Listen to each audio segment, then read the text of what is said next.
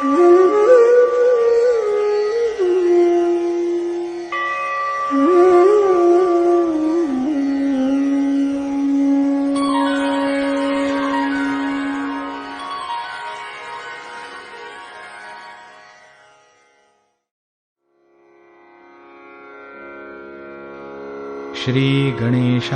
नमः।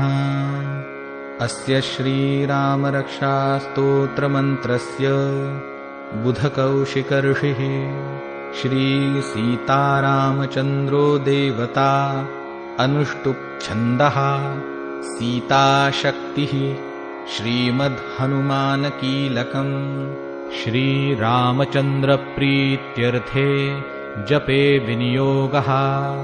अथ ध्यानम्।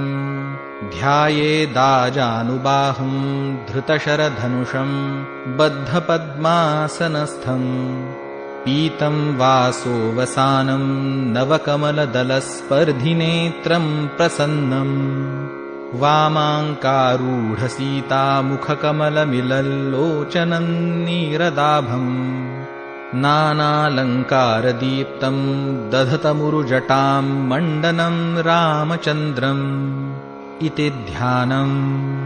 चरितं रघुनाथस्य शतकोटिप्रविस्तरम् एकैकमक्षरं पूसां महापातकनाशनम् ध्यात्वा नीलोत्पलश्यामौ रामौ राजीवलोचनम् जानकी लक्ष्मणोपेतं जटामुकुटमण्डितम् सासितूनधनुर्बाणपाणिन्नक्तञ्चरान्तकम् स्वलीलया जगत्त्रातुम् आविर्भूतमजं विभुम् रामरक्षां पठे प्राज्ञः पापघ्नीं सर्वकामदां शिरो मे राघवः पातु फालं दशरथात्मजः।